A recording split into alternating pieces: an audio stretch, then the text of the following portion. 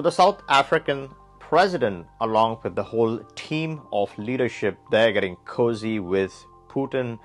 On the other side, you recently had Donald Trump, the president of the US. If he wins the elections, he intends to stop the bombings in Russia as well as in Ukraine. So he made some bold statements. I'll stop all of those lives from being wasted and lost, and there'll be no more bombing of Ukraine. There'll be no more bombing of Russia, and everybody will be happy. I want to extend greetings to you, President Putin. We would like to thank you for agreeing to meet us. We are a 7 African nations peace initiative, and we are essentially on a peace mission. And we make this contribution with the greatest respect to both countries. You have several other leaders from different countries, crucial economies that are meeting with Putin. You just had the Saudi prince again get cozy with Putin. Again, a lot of trade talk, a lot of economic talk between the two countries. You had the UAE leadership, actually the team of leadership, meeting with Putin, discussing several economic initiatives, as well as within the BRICS. There's a lot of buzz, there's a lot of collaboration and communication.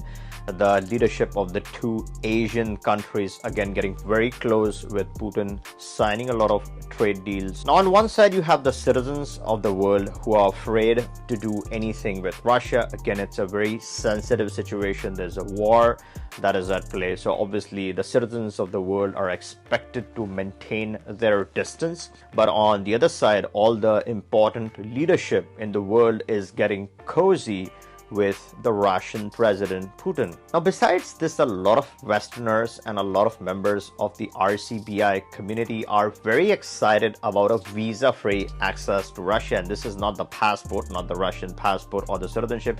This is purely or merely just the visa-free access to Russia. And there's a lot of excitement, a lot of buzz. It always has been.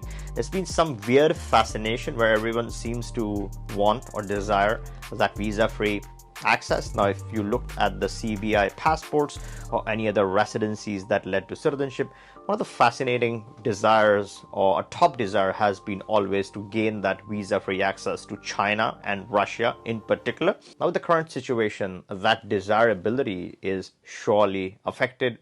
Russia recently came out with a program where they're awarding free citizenships to citizens. Now, before, it was at least based on some participation in military hostilities for 6 months in the Russian war. But now it seems that they're distributing or they're awarding citizenships for signing contracts with them without the need for hostilities.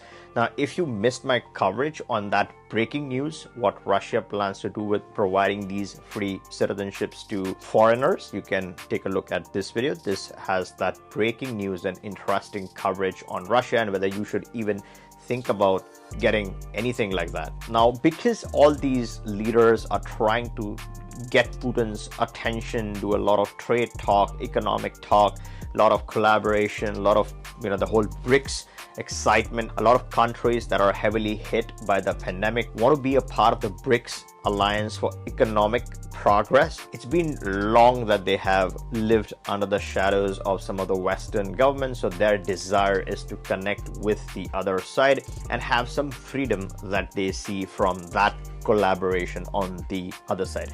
So as regular citizens, as members of the RCBI community, should you be looking at citizenships in, let's say, countries like Ukraine, Russia at this time? Well, I think one should not forget what has happened. A lot of people have died, a lot of lives are lost, and that's the unfortunate reality of wars. When you have a war, you have a lot of killings, a lot of children, a lot of women, a lot of innocent people die, and they die on both the sides. It's equally horrific for citizens of all the countries that participate in the war. Even terrorist attacks, right? When you have a country that shoots missiles and the objective is to kill the bad actors, but you also have their children, you have women, you have people living within communities who have nothing to do with terrorism, and still you find innocent lives that are lost. Same is the case with wars. When a missile hits, you don't know who is in the vicinity. It's a lot of loss of life. So in this deep and sad situation, should you even be considering a citizenship on either of these two sides? Well, my personal feeling, and this is no immigration, legal, tax, or finance advice, there are a lot of heavy sanctions and bans and restrictions of different kinds on the affected nations. So this is the time to respect the situation and let things be more clear. In the meanwhile, I want to bring up the South African passport. A lot of people I see, they talk about living there and how it's hard and how the life is not good and all of that.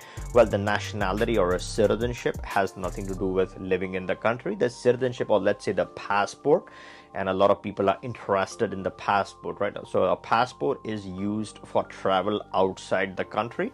To live inside the country, if you're a citizen, you don't need the passport.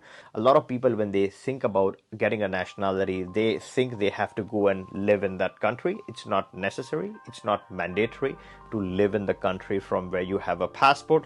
You could have 5 passports. It's not possible to live in 5 countries. So you pick your plan A, but you have your nationalities, your portfolio of exciting nationalities, which you can pick and choose in different times in your life. Let's say you're looking for legal protection. Brazil is one of the best countries for legal protection. Let's say you're fighting out a heavy legal battle. Brazil does not extradite citizens from their soil. Again, that is applicable to your child, but in your case, you still have a lot of unique legal advantages in Brazil. So that's a very good choice. Similarly, if you're looking for tax advantages, then you have the Mauritian option. Only at $1,000 you can actually get started with the Mauritian residency. If you've missed the coverage, you can take a look at this video. Finally, getting back to South Africa, we started off from South Africa. I wanted to end on South Africa. The South African citizenship is very, very interesting. It has very unique benefits, and if you've missed my coverage on the South African program or how you can get the South African program, the main advantage of the South African program is that it's a flexible residency. So you can choose to live, you can choose to keep it flexible, and then after 5 years you're looking at a rock solid citizenship. Of course, you have to live the final year in the country, but if you can budget that time, and if you are interested in becoming a South African, then that's a very good option. And if you are curious what are the options are applicable, always click the link in the description, book a call with us. We are just a phone call away. We can discuss what suits your needs the best and get you started with the option of your choice. We work with lawyers in most of the countries we support, so you should be covered. If you still feel you need a citizenship from that part of the world, then a lot of people are keenly focusing the Serbian option that talks of reducing that from 3 years to 1 year. And if that happens, then you're talking about a citizenship eligibility in a year for a citizenship or nationality like Serbia, which I feel beats the 2 other options in this current time. All right, I hope you liked this video. If you did, give me a thumbs up. Make sure you're subbed, and catch you in the next one.